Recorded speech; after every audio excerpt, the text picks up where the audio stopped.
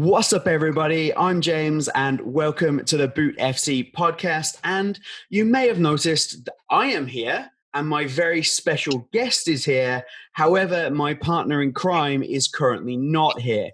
Yaz is experiencing what he has described as some of the worst technical difficulties of his life, and he will hopefully be jumping on very, very soon. However, we are going ahead because we have Derek from the DLBootroom with us today, which is a huge deal. If you don't already follow Derek on Instagram, you should absolutely do this. He has one of the most amazing collections of football boots I have ever seen in my life. But I don't need to tell you about that because he's right here. So I'm going to hand you off.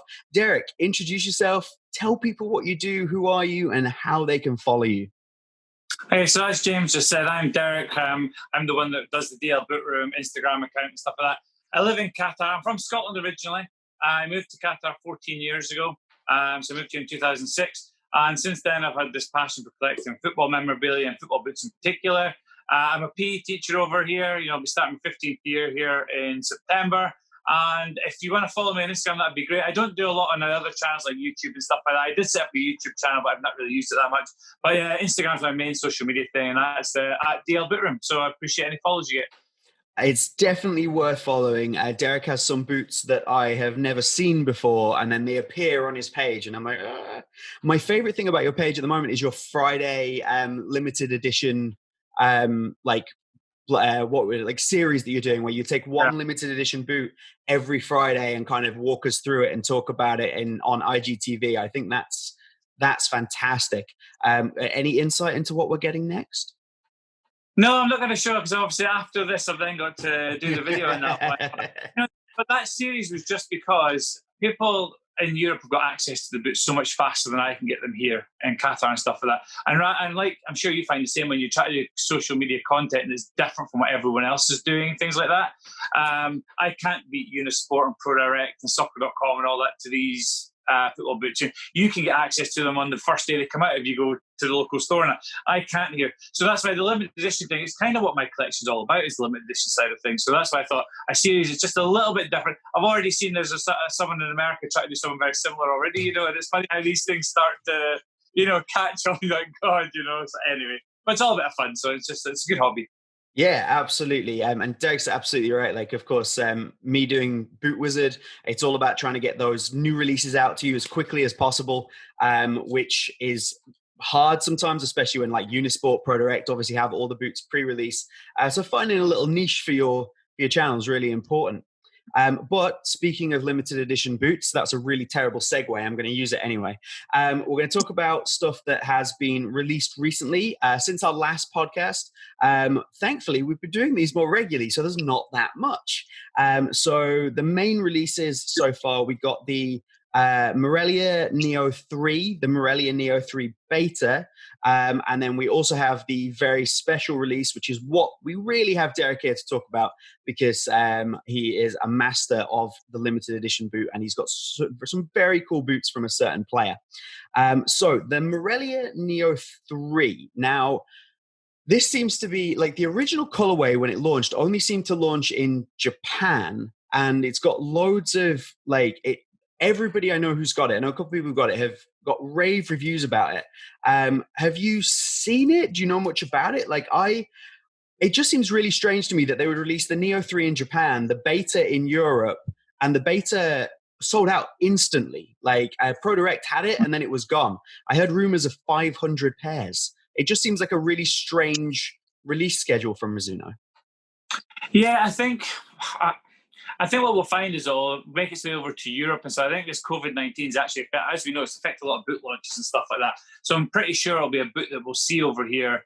Maybe not straight away. Obviously, the Japan release has come out and everyone's a bit jealous that the Asian market in particular is getting that boot straight away and stuff like that. I do think it's something that we'll see over here. It would be very unusual for them not to release in Europe, where it's obviously the biggest marketplace and stuff like that. So I do think we'll see something, some Morelia coming out in the next couple of months over here as well.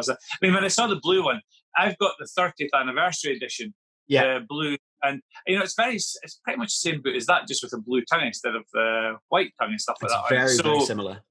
So I mean, it's great looking, but I love Mizuno stuff. But yeah, it's so I think we will. Although it was a Japanese release just now, I think we will see it coming to Europe in the sort of near future and stuff like that. Absolutely agree with you. I think like it doesn't make sense not to. It just seems like a very strange initial release. But Mizuno seem to like doing that outside Japan and just messing things up. It's like they know exactly what they're doing in Japan and Asia, and then outside they're just like boots. But let's move on to what we're here to talk about in terms of new releases. At least you have yours behind you there, and I happen to have the other version of that. Sort my laces out. Yes. There we go. So we have the brand new CR7 Safari, I suppose, reimagining of this boot 10 years on. I have the Vapor, you have the Safari, the Superfly. And I think that like once I got these in hand, I was way more impressed than I thought I was going to be. I think they've done a fantastic job with this, and it's a really, really nice boot. What do you think? Yeah, I mean, funny thing is, 10 years ago when the sort of the original Safari got released, just a quick casually brings up the original, which I do not have. It was an iconic looking boot and stuff like that. People loved it, especially because it was the first signature boot for Cristiano Ronaldo and that. It was never one of my favourites back in the day, funnily enough, though. It's one of those boots that grows on you with time, I think, and you kind of appreciate it more the longer it's gone on and things like that. And when they did this one, obviously this was sort of leaked about 3 months ago or something like that. Yeah, quite a long time. Was getting done and stuff like that. And I was the same as you. I thought it looked fantastic, looked forward to getting it. I only originally really wanted to get the Superfly because I collect my Superflies and stuff like that. And obviously Ronaldo would wear the Superfly edition. But when you actually get it in hand, the texture on the top of it's actually really, really nice. It's that you don't appreciate that looking at the pictures. It just looks like it's got that sort of Safari print on it. But yeah, the texture of the boot in your hand and stuff, that makes it really, really nice. The shape of the Vapor looks nicer than the shape of the Superfly. I do think, I've got the Vapors coming next week. And I do think it's a better looking boot and more like the original. But I did a video last night, just very quickly, saying for me, though, it was about showing the evolution of the Superfly. And that's why I wanted the Superfly first. That this is what the boot 10 years ago it looked like that. And now it looks like this. And that was why, for me, the Superfly was the first one I wanted to get and stuff like that. And so. Yeah, it's what I spoke about this when I did my kind of unboxing, I suppose, of it. And I went for the Vapor for exactly the reason that you said, is that it looks more like the original, and I don't own the original. But I think if I owned the original boot, I probably would have bought the Superfly to have that kind of like, they're in the same lineage and it is an evolution of the boot through. So I think that's dependent on whether you want to go for the looks or like the history, I suppose, of them. But very pleased to have them nonetheless. And on the whole, we'll talk about the actual. There was a Vapor edition of that Safari that will be released 10 years ago. Yeah, and that's what's really. No one talks about that because it's all about the Superfly, because that was the big thing at the time. And it's been one of those things that not one person has mentioned. No, there was a Vapor and it had the normal sole plate on it, and that's what it looked like. Everyone back then was talking about Superfly, whereas now the Vapor and Superfly are pretty much the same boot. Yeah, so, exactly. It's a different look to take to it. Absolutely, like and it's amazing how, like you say, we kind of grow fonder for things over time, the nostalgia, and how certain things kind of really hold on, and that Superfly has really held on in kind of like our memories, and the Vapor has disappeared. Like it's like it never existed. It's So overall, I think good release. Good release by fantastic release by Nike. It's a signature boot for Ronaldo. We've waited for one for a little while now. So yeah, it's been a welcome release. I absolutely agree, and I think that there's kind of off topic a little bit. I suppose it's not even on the plan here. I know you have spoken about this before. The fact that this is not a one-to-one remake of a Superfly. This is just it's the design and inspired by kind of the Superfly. And like, I'll let you, I think we share the same reasoning, but I think this is a far better idea with this particular boot than trying to give us a one-to-one Superfly 2. What are your thoughts on that? Let's face it. I mean, how many people actually liked wearing Superfly too? Exactly. It's awful. Not many. And, for me, as I say on my channel quite a lot, I look more from the collector's point of view. I'd love a one-to-one remake of the football boot right now, from a collecting point of view. Yeah. If I was still playing, the last thing in the world I'd want would be a one-to-one remake of that Superfly 2. Even if they put a new sole plate on it, which seems to be the way things are going. Give it a one-to-one upper and then change the sole plate, and then we'll call it whatever. Yeah. But no one would want this upper on this. Is everything about the original. I mean, the carbon fiber sole plate was very cool. Will always be cool. One of those things if you remember. But no one wants to wear this boot again and stuff like that. And that's why I think Nike are hitting for the sort of special releases that they're doing. They're hitting the market for people where they actually want them to wear the football boots on the pitch. Yes, there's people like ourselves that might collect them, keep them in the box, although you do wear yours sometimes. But for me, where I just put them in a box, I like the fact it's a new boot, got all the new tech in it, and it just looks like it. I love the Future DNA pack for that reason as well. It was never meant to be a one-to-one remake. I think it was unfortunate that it was released at the same time as the Japan Mania, because everyone saw this amazing thing from Adidas that everyone salivated over it, and then you had new boots with this sort of old colorways, and everyone's like, oh, I know which one I prefer. But I said before, on synthetic boots, you don't want the old materials from 10, 15 years ago. Leather's perfect, because leather's the same. It's finer leather now, but a synthetic boot, you don't want a synthetic boot that's 10 years old.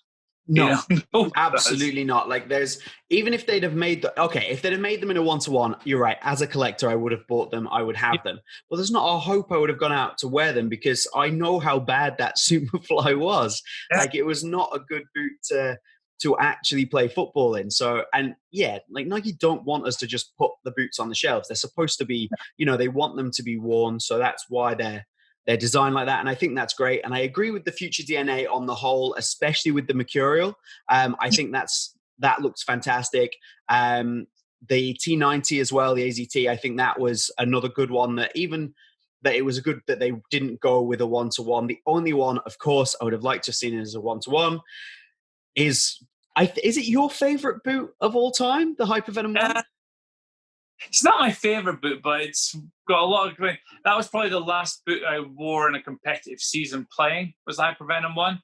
And it just kind of captured my whole imagination on everything and stuff. And that's why I've collected every colorway of the Hypervenom one, because it really is just a boot for me. And it's funny that I say loads of people, yes, you hear the durability issues and stuff like that. I never had any issues. I wore mine for a whole season and got away with it, but some people did have issues. But for me, it was the best boot of last decade for me.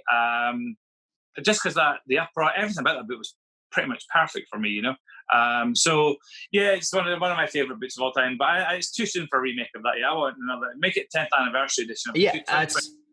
I'd love a one-to-one. Of course I would, but I think it needs to be. I think 10 years is a good amount of time before you start getting those one-to-ones. Otherwise, they're not as special. It kind of takes away from the original boot a little bit as well, because they're just bringing them out too regularly.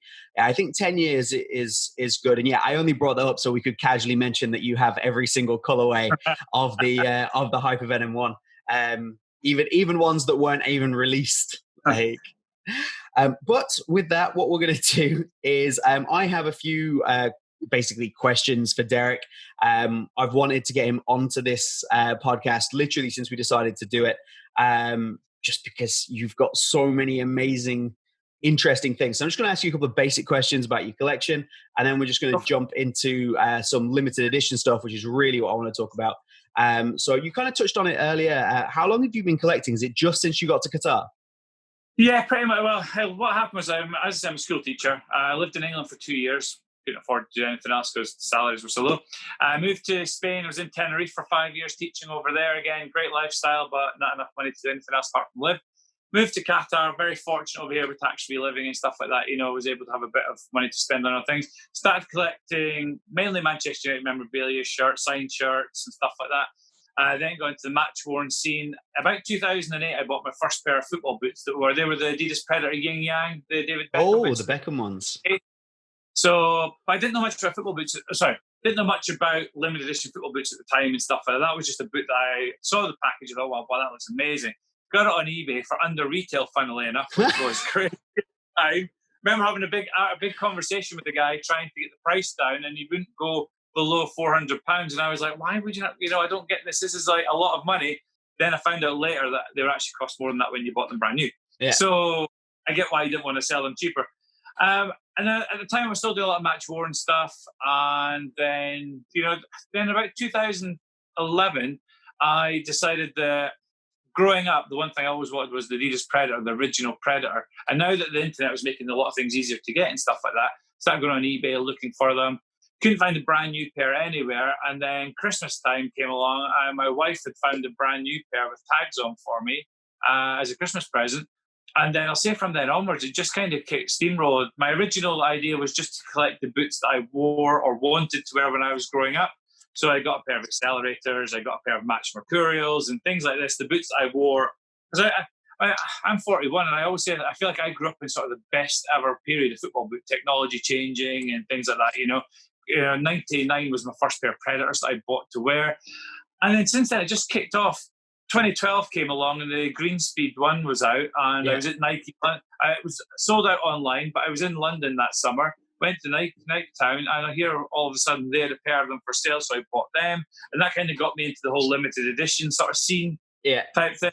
And then the Ronaldo thing kicked off. And my wife always says, you started off wanting Adidas Predators and now look at your actually mostly Nike stuff now because of Cristiano Ronaldo and stuff like that. It's crazy how the passion sort of changes as you go through and stuff like that as well. So that's kind of where it all kicked off and started from.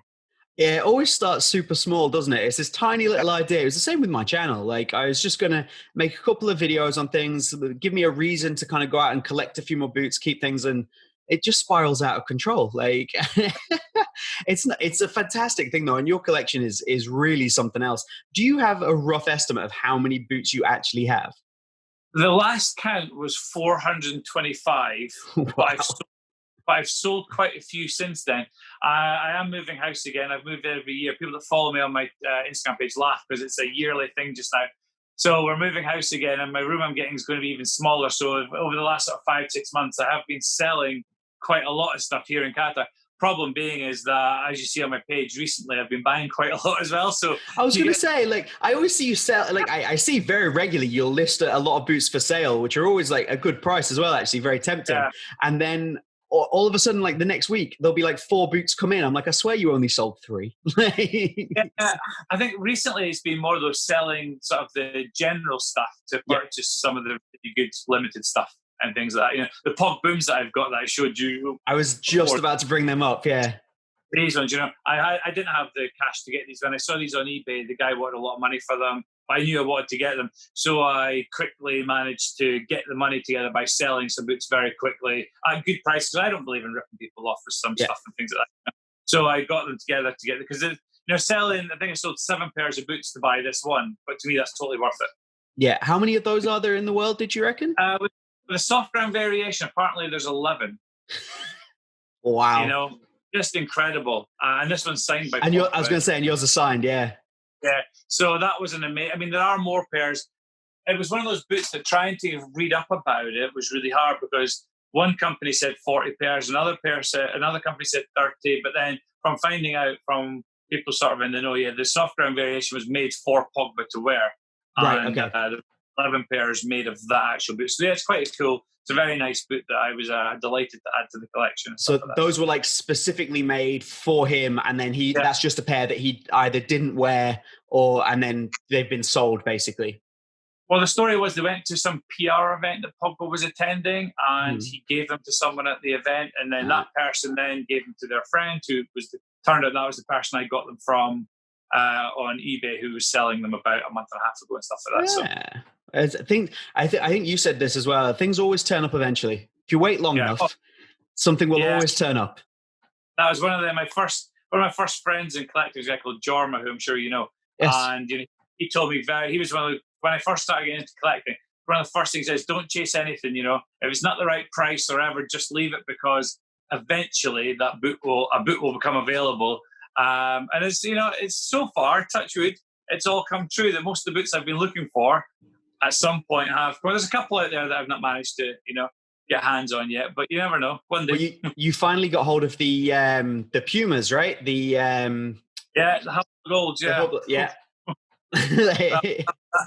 And that was a boot I just given up on. Completely given up. And again, eBay in Germany. Yeah. Just, crazy, yeah. It's amazing how these things just appear. And I found it as well, like the things I've been looking for, and all of a sudden they just arrive. And I've not been doing this for as long as you have either. So fingers crossed, some of the stuff I'm looking for will turn up. Like, I think I have a suspicion that, so of the new, so you collect the new Superfly range. Like, how many of the new Superfly do you have? Do you have everything yet? From Superfly 4 onwards, every colorway so far. Wow. So I don't even, I had them all out the other week. I was going to do a picture. I thought it would be a really cool picture of every Superfly. And it's getting hot here in Qatar, so I couldn't do it outside. It's 45 degrees in the daytime. And so I couldn't take them outside, and I didn't have a room that was big enough with enough space in it to get. I could put them all out on the floor, but I couldn't actually get a nice picture of it. It was going to be a really rough picture. So that I need to do this another time of year when it's going to be cooler outside and get them outside and set them all up properly. So every Superfly 4, 5, 6, and 7 I've got so far, including the heritage packs of the Superfly 6. Yeah. I did all the Superfly 4 heritage pack they did with the R9 colorways. I only bought the classic 98 World Cup colorway. I didn't buy the black and so the all black colorway. Yeah. Because if you get into the IDs as well, there's been a lot of Nike IDs. Yeah, they get crazy. And I just thought, so just the general release, limited editions, and the Carly Lloyd's one that you couldn't buy as well. So, so that was where it kind of all came from. To give anybody context for that, that means that Derek owns more pairs of Superflies than I own of football boots. So I think it's 132 pairs, I think it was, the Superfly. But that was about 3 months ago. So obviously adding all the 7 colorways onto that, we're definitely... crazy. Dear. But I can't bring myself to sell any of them. I keep getting asked, people are like, because I buy them all in the UK 9 size, which is obviously quite a popular size. People will say, can I just have the all pink colorway of the Superfly 4? And I'm like, no. Yeah. Because breaking one color will absolutely, when I sell them, I'll sell them all. Because I can't imagine not having one. I think if you're at that point where you have those, you can't just take out one individual one. No. Like it's like having a run of like comic books or something. You have like 1 to 200, and then somebody takes out number 5. Like exactly. it just doesn't make sense. And I would imagine that like there's a lot more, like, not that that's not why you're doing it, but I imagine there's a lot more value in the end to having every single color instead of just having, even if you break one out, it would probably, Yeah, I don't really know. I haven't really thought about the Superfly. I like that for a monetary value. People buy old Predators because they know the Predators going up in value every day. It feels like just now, crazy price. But I've not thought about that with the Superfly 4. I just hope one day I'll just keep going and going and going, and then part of me have a little break again, like they did between the 3 and the 4, just a 1 or 2 year gap. Quite nice. I'd like to see that, because I'd like to see the Superfly come back as something new. Exactly. I'd like it to be more than a vapor with a collar. Yeah. I'd like it to be like Jay, who we had on the previous podcast, discussed the Predator Mutators, the Dragon boots, the Dragon Pack boots, and he was saying that his take on it was that it's basically Adidas saying, this is what we've got. This is all of our tech, and we've put it into one incredible boot, and here it is. And I'd love to see Nike do that with the Superfly again, to be like, this is what we've got. This is what we can do. Like, beat that almost, like throwing the gauntlet down and being like, we're better than everybody with this. But who knows? Superfly was always supposed to be the best of the best stuff from Nike. Exactly. My background was athletics, and I remember the Superfly running spike, which was the first Superfly that came out about 97, 98 sort of time, and I was buzzing waiting on this, because this Superfly was hitting all the news with sprinters and stuff like that, and we all wanted to get our hands on a pair. And when football boots started doing it, they were the best. Superfly 1, yes, it's got its issues, but it was an outstanding piece of technology thrown together by. Whereas now, since the 6 came out, Superfly, they're nice boots, they're great boots, but they're not super anymore. It's like a Vaporfly almost, it's like it's all. I feel like if they hadn't already used Vaporfly for their running shoe, like they could have just called it a Vaporfly. Exactly. Take the super out of it. Exactly. Now, I did mention there the kind of, I suppose, cost or like the value of boots. And it's a question that I get asked a lot, and I'm sure it's a question that you get asked a lot. People send you pictures of things, or they're like, how much is this worth? What is this worth? I had a pair, somebody contacted me recently with a pair of I've forgotten the name of them, the limited edition Messi boots that sorry? The 370 pair. Yes. There's a pair being sold just now because I've had about 5 different guys message me with the same photograph. What's the price for this football boot? I've only been asked by one guy. All this week, I've had the same boot from 5 different people. Yeah. What's it worth? Yeah, and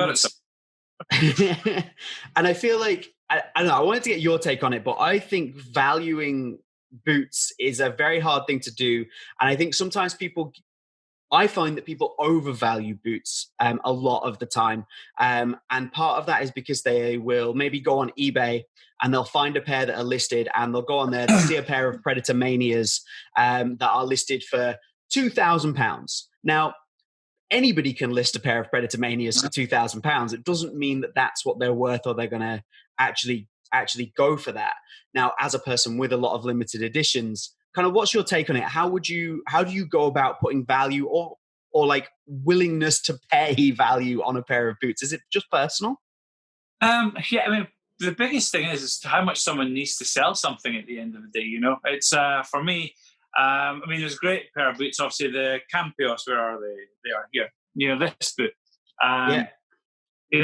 This is one of the sort of more funnier stories about limited editions, because this was through an auction in China. And since then, people that bought it from the auction have been trying to sell these. But because we all paid different prices for them, it's very hard to put a retail price on it type thing. I mean, if I was to sell this, I've told people on my channel, I paid about £2,500 for this. Now, I could sell it £5,000 and people would say, well, that's good. You made, double your money on it type. That's great profit. But if someone bought this book for £5,000 in the auction, they're not going to sell it for £5,000 because they want to make money on it. And then and you get in this never-ending scale of what is actually the boot worth. For me, sometimes when I want to try and get money quickly to buy things like the pog booms, I sell boots pretty much what I buy them at sometimes. Yeah. Just because that's, I've paid over the odds for football boots. I always go back to this one. I'm sorry, I'm just showing them as I come through now.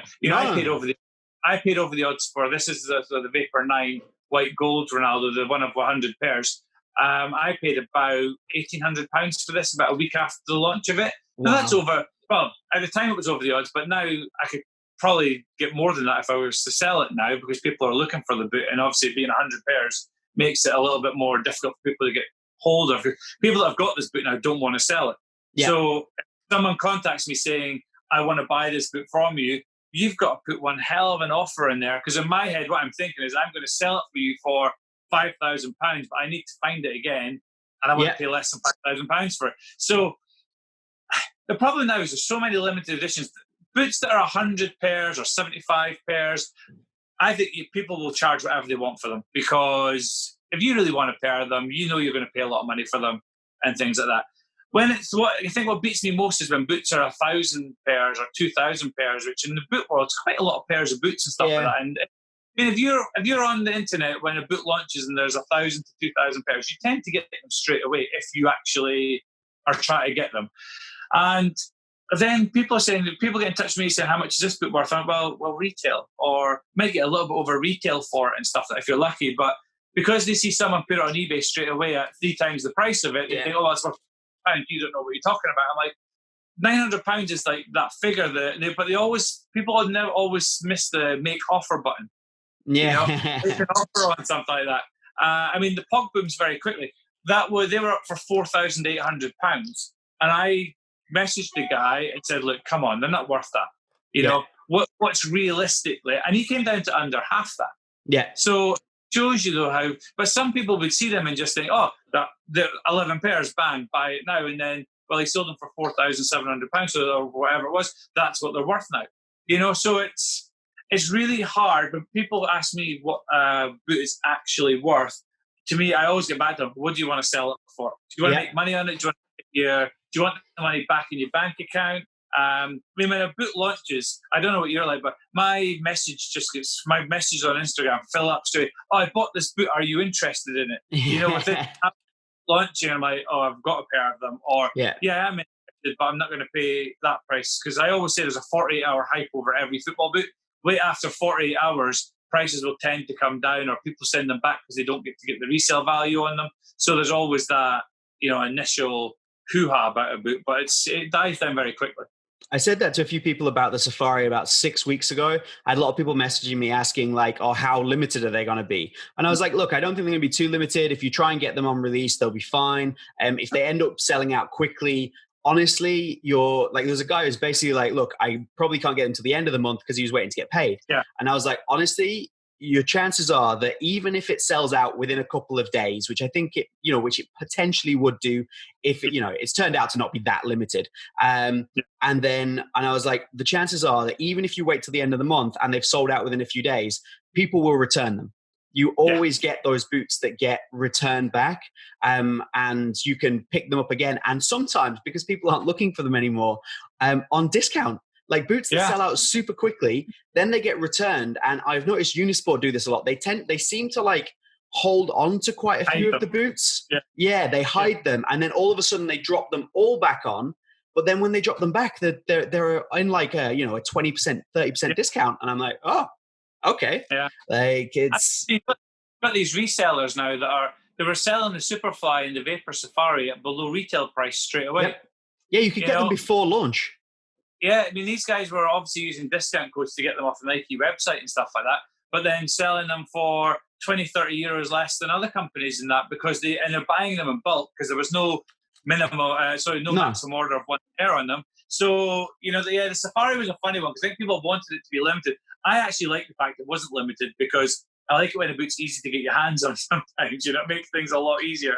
Yeah. So, a great release. And like I said, if people want that boot, then they're going to be able to get it, no problem. Yeah, I like a limited boot. And as a collector, I like boots to be limited and things like that. But I think with something like the Safari, because it's so sought after and it's something that everybody really seemed to want, I'm just really happy that it's available for so many people to get their hands on. I think that's fantastic stuff.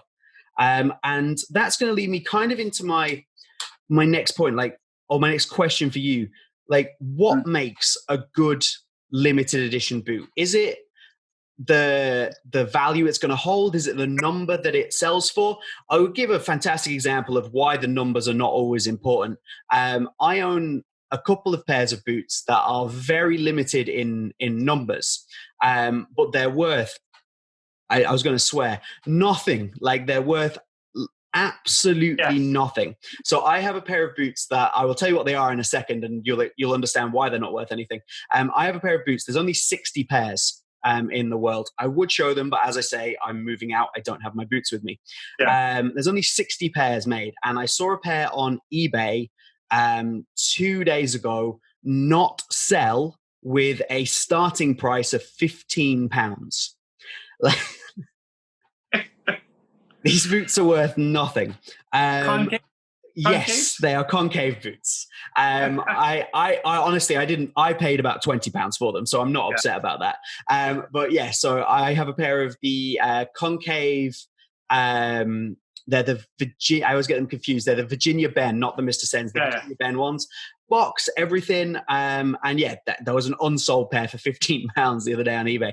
So they're essentially, despite the number, they're not desirable, they're not worth anything. So kind of in your view, what makes a good limited edition boot? Is it the value? Is it the number? Or is it just like a story, like something like this? Is this just, even though it's not that limited, a really good limited edition? I think, the first thing everyone goes to is numbers straight away. But I did a little video last week about the limited edition number things. And one of the Mercurial, the Superfly 7s came out, the second colorway, the orange one. The orange. Had a number, but it doesn't mean anything. It's just a different colorway. They put a number on and stuff like that.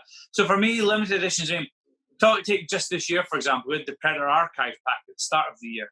Now to me, that's an amazing limited edition football boot. I love the concept. I love the idea. Do I actually love the look of the boot? I don't like the blue. I'm very open about that.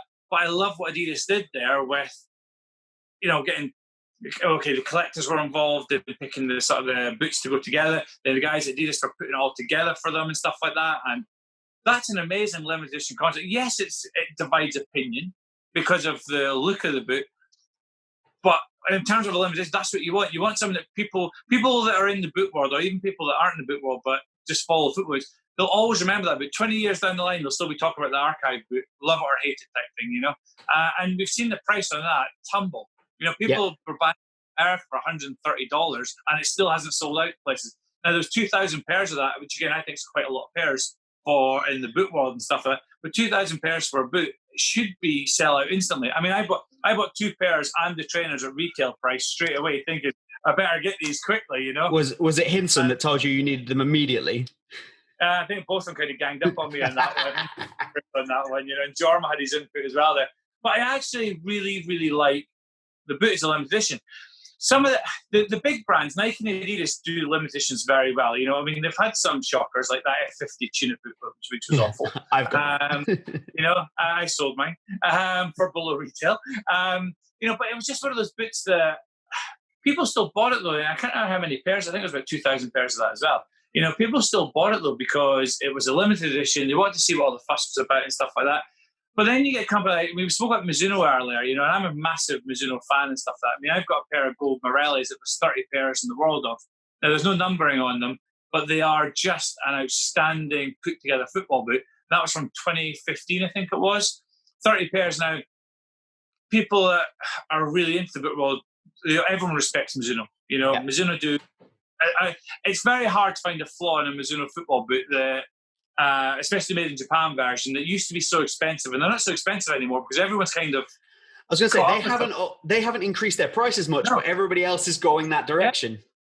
You know, 10 years ago, Mizuno made in Japan were expensive. You know, but now it's a viable option for people because the gold Morellis they got, let's say 30 pairs. I know there's one guy in Thailand got about 5 pairs of them, and he's selling them at £2,000 roughly a pair now. Wow. And things like that. And that's a boot that you've got to be a real collector to know about that boot to want to look for it. So it just makes, I mean, the ideal limited edition is just something that's got a great story. If it's numbered, it's even better, but companies seem to be avoiding numbering boots now. Nike still do it on occasion, but I can't remember the last time Adidas actually numbered a football boot. You know, it must have been a little while back. They did the tags for a little while on the boots rather than actually number the boot itself. So yeah, it's just the hype they create around the boot, what famous players want that boot. You know, so many different things make a good limited edition. I mean, you must get asked, is it worth buying it? What do you think the resale? I don't care what the resale price will be in 5-10 years. If it goes up, fantastic. I'm probably not selling it anyway. So, you know, it's just one of those things that it's really hard to put a finger on what makes it limited because for everyone it has got a different. So, for example, New Balance do the Sadio Mane limited editions. I'm not a Liverpool fan in any way at all. I can assure you of that. And I refuse to buy them. You know, I won't have anything New Balance in my. It tells me they've got a Nike next year. You know, but yeah, and that's just how it's not just about being limited. It's about what it means for that person and stuff like that. You know, I did buy the Harry Kane Hypervenoms because I actually really like the football boot. And stuff that's like a beautiful football boot. Yeah. I mean, that's one that when people look for some in limited edition, the soft ground sole plate makes a big difference, you know, on the rare golds. They did that for Ronaldo as well. They put the studs, and it just creates that little bit more hype around the boot because they've actually given you the version that the player wears. Harry Kane normally wears a soft ground boot. He got soft ground sole plate. So yeah, just makes that a little bit nicer on some of the boots as well. So.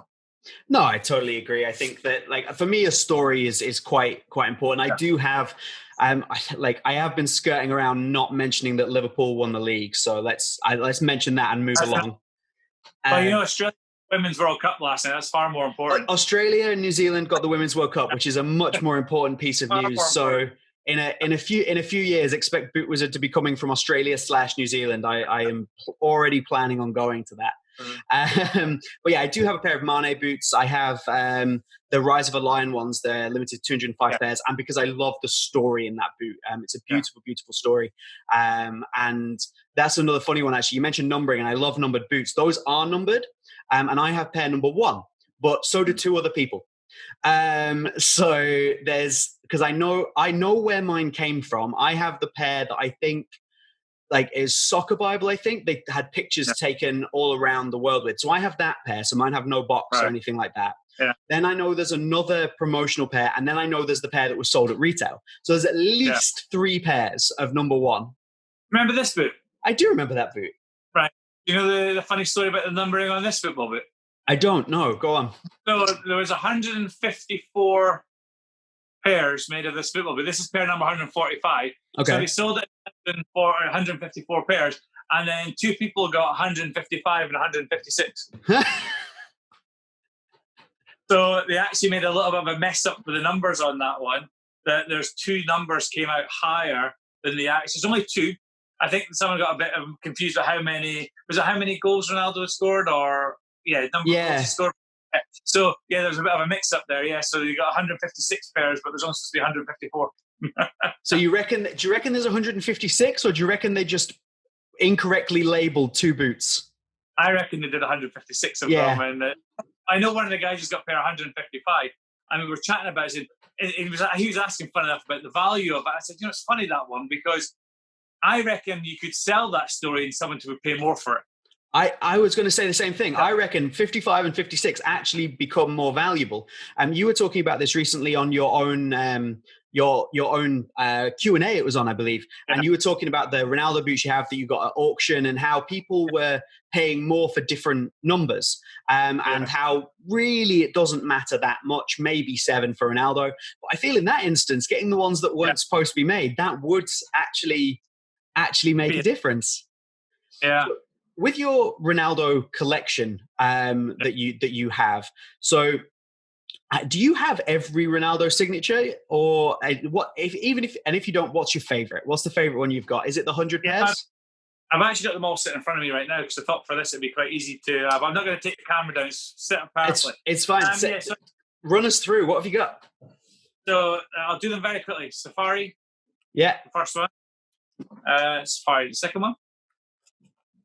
Then we had the Superfly 3 that came out, the one with 2 sides. I hate that boot. It's so ugly. Yeah, I'm a fan of it. Then we had the Love to Hate boot, Vapor 8.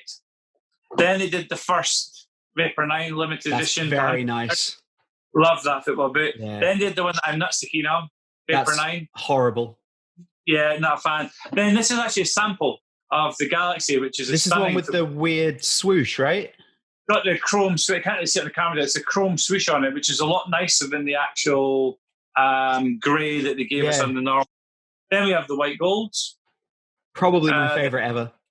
Then we have the Glimmer Superfly, which is actually have you ever had these in hand? I've not, no. The glimmer effect on it's fantastic. It never shows well in a camera or anything, but it's really nice. Then there was the rare golds. Then we had which I was never keen on this one. No, silver. I don't love that one. Not a big fan of that one. Then we had the limited, made to look like the Vapor 3 initially. And then there was the first of the Chapter series.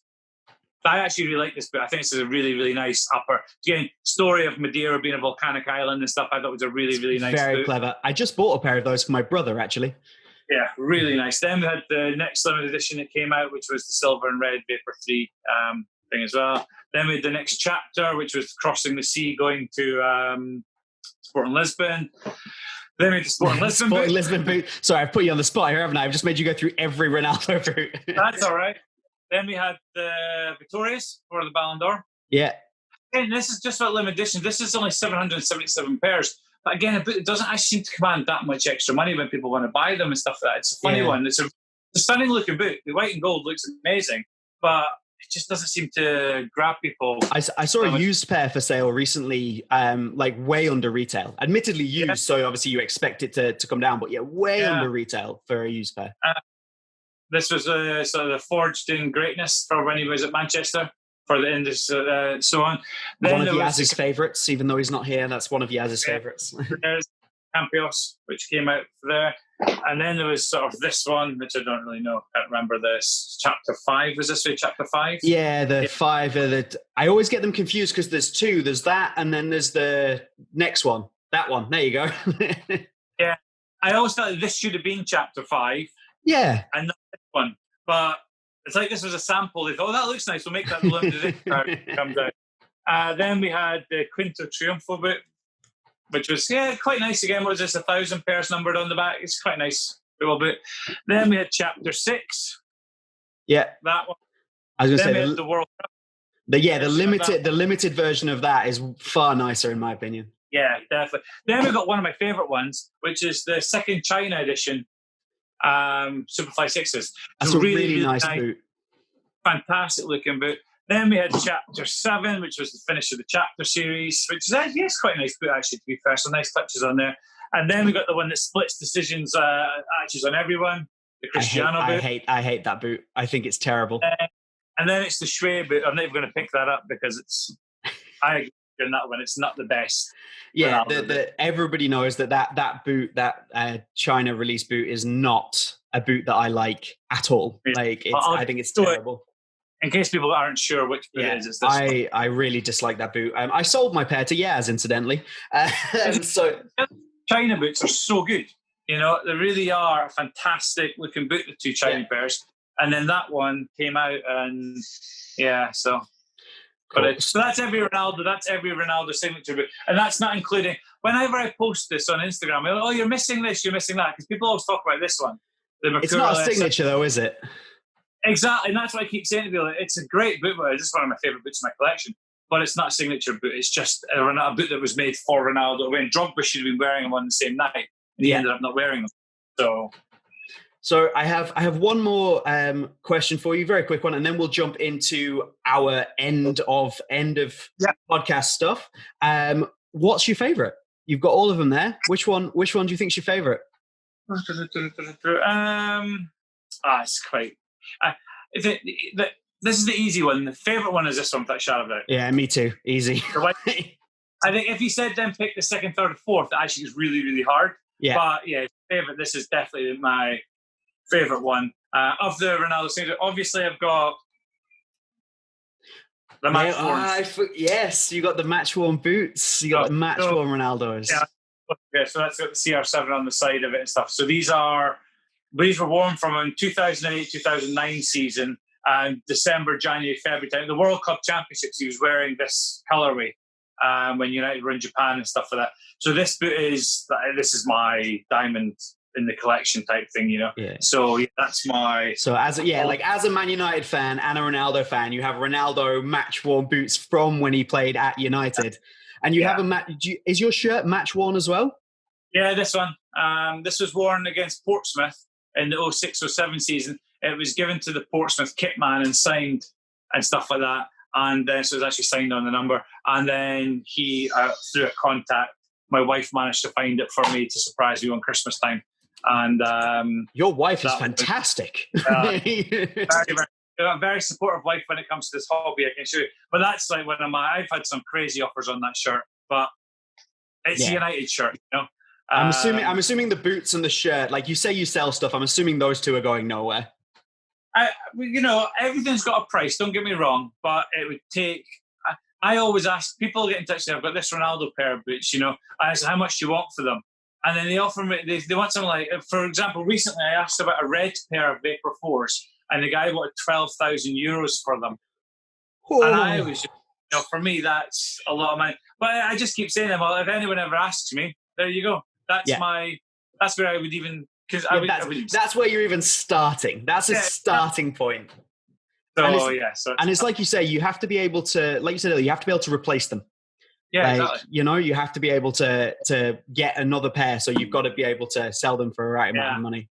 Yeah, and that's about. Some things are just not worth selling. That to me is something I'd never. Can you imagine you had a pair of Maradona's boots from 1986 and stuff like that? Yeah, it's not going to happen. Like, you wouldn't sell it, and in 30 years' time, they're still worth the money they were worth back then. So that's my attitude towards them. It'll just be a long, long time before I even think about that sort of thing. Daughter going to university, and she's only 2 just now, so I've got a lot of years to. Keep them going. Speaking of your daughter, I know that it's a very different time in Qatar, and you have parental duties to attend to. And I'm sorry I am keeping you. So what we're going to do is we're going to do the gauntlet. Now, for those people who don't know, the gauntlet is 10 questions, and it goes from easy, getting progressively more difficult, through to question 10, which should be basically impossible to answer. The guest every single week gets to choose the topic, and Derek has chosen Manchester United, the Ferguson years, and we have included some boots into that. So boots that the players were wearing at key moments and things like that. So I have the questions here. We have a leaderboard, which will go up eventually, but me, Yaz, and Jay all got 5 points. So the aim is to get more than 5. You can get one question wrong and then continue. So you don't get the point, but you can continue on to the next question. Yeah. As soon as you get the second one wrong, you are out. So, this is the most nervous Sorry? I could assure you. This is the most nervous I could be about doing something. It's like, oh God. So when Yaz and I did it, we did questions to each other, and it was about our channels. And I'm like, oh my God, if I don't know things about my channel. On my one, I couldn't remember who was in the Champions League final last year. I was literally like Liverpool, and like I just couldn't remember. That's what knocked me out. I did a quiz on beIN Sports here in Qatar that went out to all these different countries and stuff like that. As you can imagine, it was a Man United against a Man United Stato from the beIN Sports, and I did well. I won the quiz, but I got a question wrong about Cristiano Ronaldo. The question was, what year did he join Man United? And I was like, how did I get that wrong? You know, it's funny how your mind just goes blank on a quiz, like, you know, it's like just. So I apologize for putting you under pressure, but this is literally our favorite thing about the podcast at this time. So they start super easy, super easy. The first 5 you'll breeze through. So question 1. So the youth team group, including Gary Neville, Paul Scholes, David Beckham, and Nicky Butt, are affectionately known as the class of what? 92. Correct. Class of 92. See, I told you it starts easy. Nice and easy. Second one's just as easy. What club did Man United sign Eric Cantona from? Leeds United. Correct. He's 2 for 2. He's flying through these. Okay. Number 3. Again, I'm sure you'll get this. So when United won their second Champions League title under Alex Ferguson, on penalties, who did they beat? Chelsea. Correct. There we go. You see? Nothing to be nervous about at all. I just need to get to 5, then I can relax. Yeah. That's the thing. Like, but the bar's been set at 5 now. People who get under 5, like, you're like, oh. You're ahead of a stonker on the next one. 4 you've got for sure. I can sense this. Which Dutch defender did Ferguson say was the player he regretted selling the most? Jaap Stam. Correct. He's 4 and 4. Okay, now I'm pretty confident you're going to get this, but we start to get a little more difficult from this point onwards. So in 1996, Beckham scored the classic halfway line goal.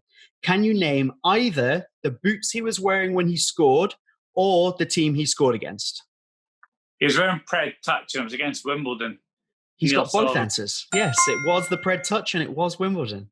You know the story about those boots as well?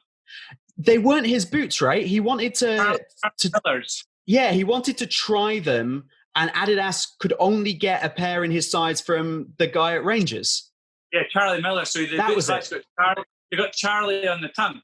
Yeah, I've seen that. There's like a close-up picture of him celebrating, and they've got Charlie written on the tongue of the boots. Crazy. I love that. I love that Adidas were like, Charlie, we need your boots. Yeah. Give this young kid with blonde hair down in Manchester, you know, it's like, it's amazing. It's a great story. Okay, what's next? All right, so I think you would get this. So question 6. It was reported that Ferguson would be sacked should United lose their FA Cup game against Nottingham Forest in 1990. However, obviously United won and went on to win the cup. But who scored the goal that supposedly saved Ferguson's job? Lee Martin? It was not Lee Martin, it's Mark Robbins. Oh, Mark Robbins, of course, yeah. It's okay. That's your one you're allowed to get wrong. You're allowed to get that one wrong. We can move on now. We can move on. It's not a problem. We're not going to worry about that. Okay. It's that curse of number 5. Yeah. You're like, which one? There you go. I heard a great story recently that Mark Robbins wasn't even supposed to be there to score that goal. He misunderstood tactical information. And like it was supposed to, they wanted somebody else to go forwards, and he went forwards and ended up scoring. Crazy. Okay, so next up, in 2003, Ronaldo reportedly impressed Man United so much in a friendly match that they signed him after the game. What boots did he wear during that game? I guess a Vapor 1. I'm tempted to give you it. Because it is correct. He wore the Chrome Vapor ones in his debut for United a couple of weeks later. So yeah, it's the Vapor one. It was the R9 Vapor one. Yeah, Chrome Vapor one. Yeah, exactly, the Chrome one. So yeah, so you're officially, you are top of the leaderboard. That's 6 points. Oh, is that 6? Hold on, 1, 2, 3, 4, 5. Yeah, 6. 6. Yeah. Right. There we go. All right. 6. Okay, next up. Who was Sir Alex Ferguson's first signing for Man United? Viv Anderson. Was Viv Anderson? Oh, the knowledge. Yeah. Here we go. Okay. Next question is 7. Oh, the bar has been raised. Okay. So Ferguson's last game in charge of Man United was against West Brom in a 5-5 draw. However, how many games had Ferguson taken charge of? So that number, what number game was that?